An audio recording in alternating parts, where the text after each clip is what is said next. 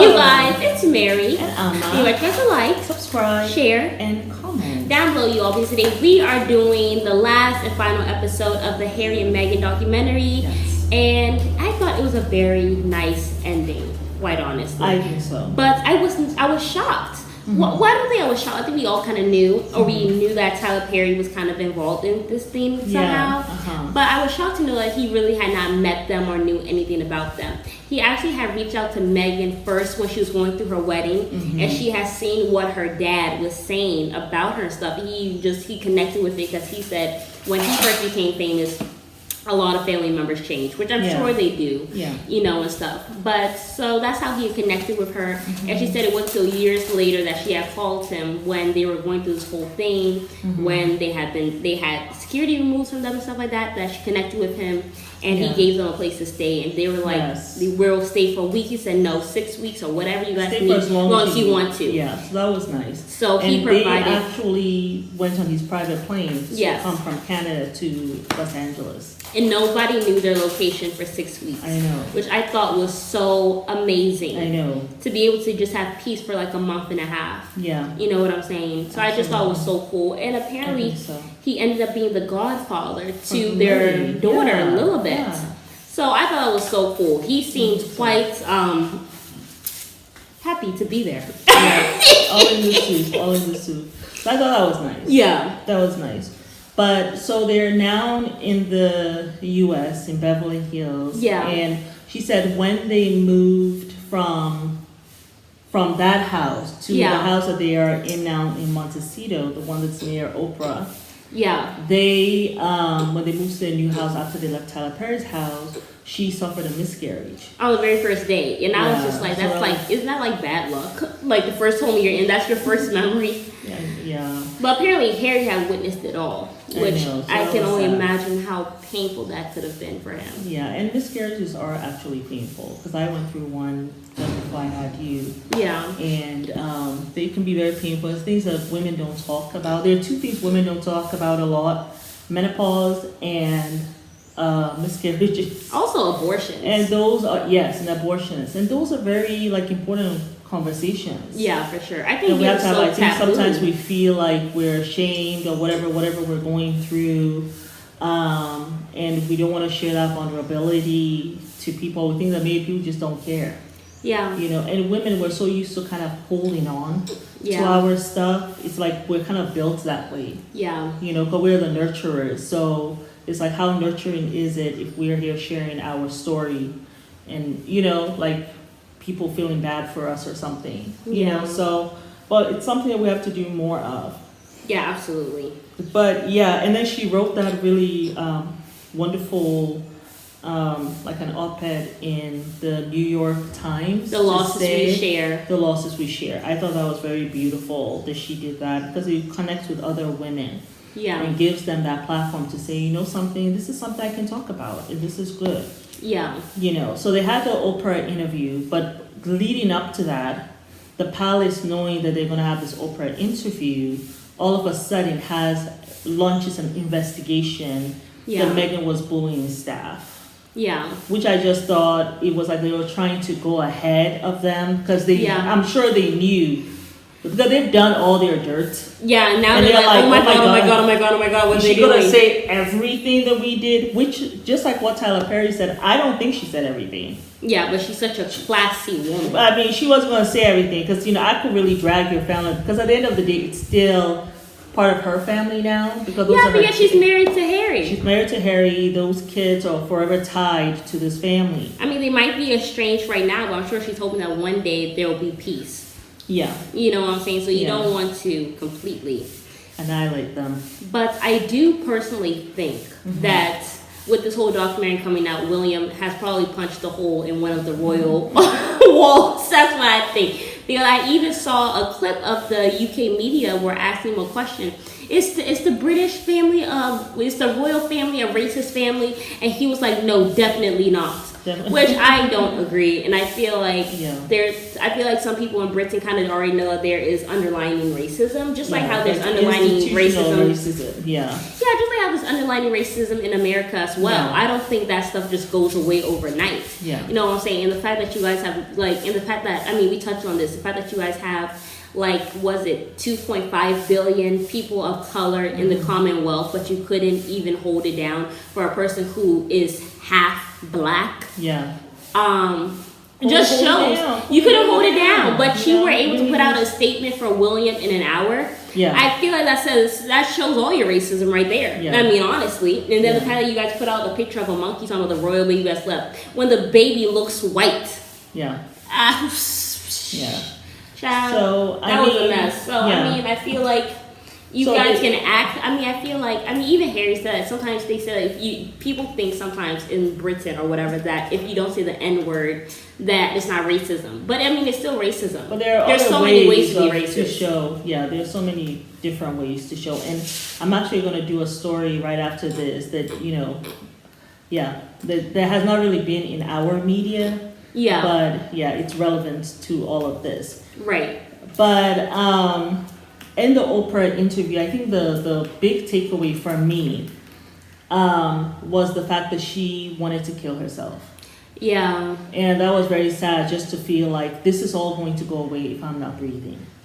Yeah. But if you're not breathing anymore, then what happens to Harry? You know what I'm saying? Yeah. And all of that. So that was sad that she was actually feeling that way. And she said That the she thoughts was were so depressed. clear. Yeah.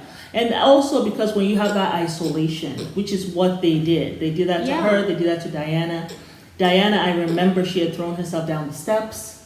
So either she was trying to commit suicide. I mean, if you threw yourself down the steps, like, that's what you're trying to do too. Yeah. So I That's think such that a painful isolation death, can throwing really mess you up. Yeah, for sure. You know, you can't really talk to your friends. Like, you can't But have that's friends where all come the over. royal family is, really. I mean, they're Yeah. all isolated. Like, the They're fact that you have to all go through isolated. 20 different people just to talk to your Grandma or grandmother something, is insane. Yeah.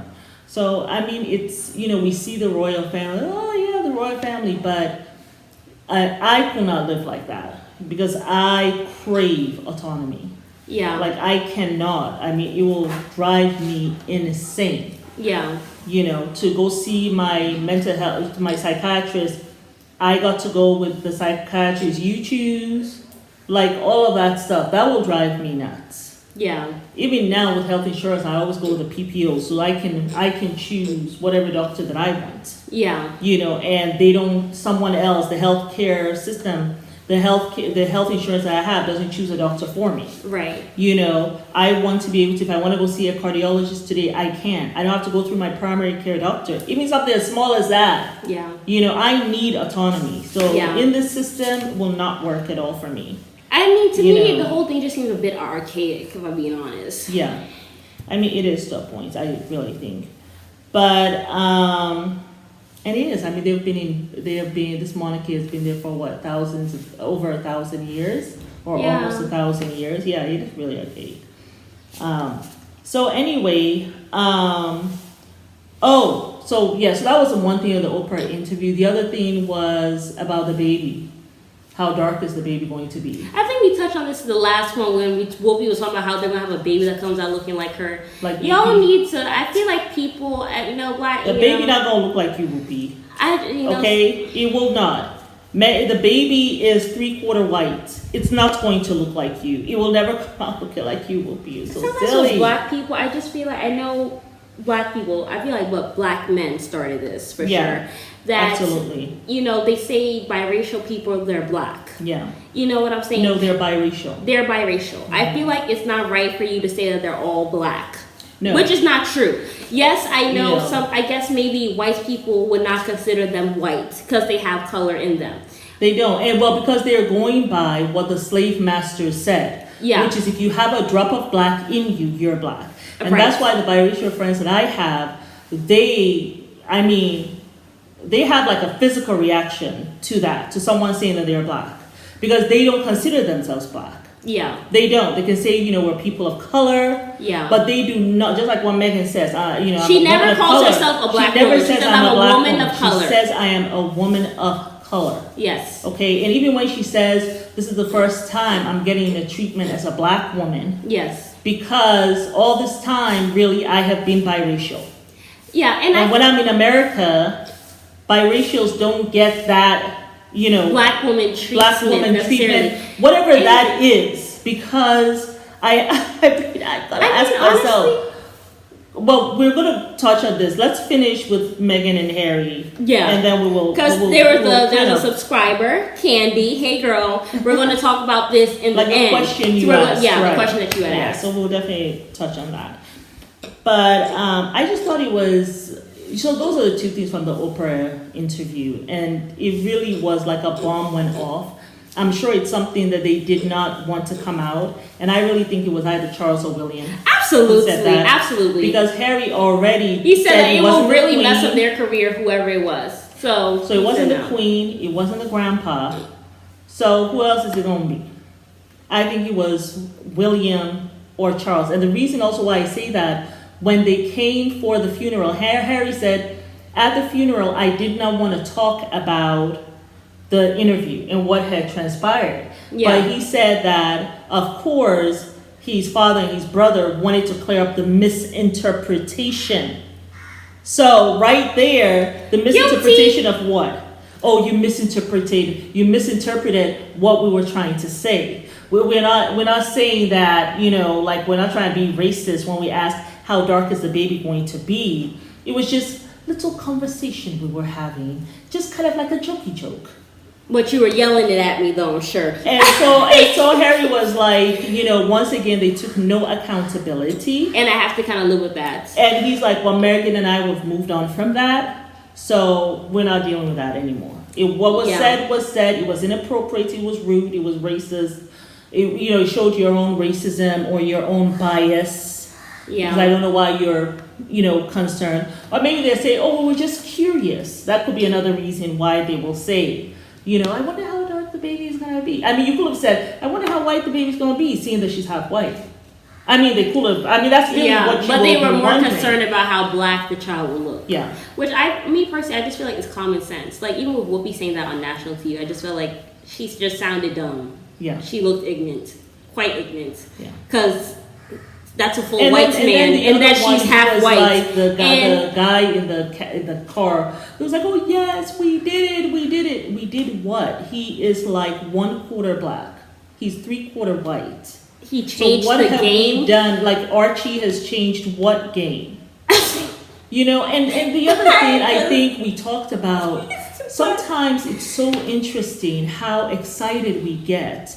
Like you were talking about that guy in Alton Mason. Yeah, that he was the first person to walk in Chanel. No, Chanel. He was the first black male model to walk for a show in Chanel. Yeah. And he celebrated that. And I was just like, why do you want to celebrate that? A racist institution has brought you into their white space. That's racist. Years. It's like ridiculous. Like I was like, that's not celebrating that, because it's almost as if like when you do that, you're also contributing, I feel, to this white supremacy thing, because it's like we held on for so long. Yeah. We continued not to accept you. You kept on pounding at the door, and we finally accepted you. And you're so excited to be in this institution that you're so excited about it. For what? It doesn't make sense. I want to go where I'm celebrated, not tolerated. Yeah. Because, I'm sure, yes, they did it, but because they're diversifying the runway, because people are like,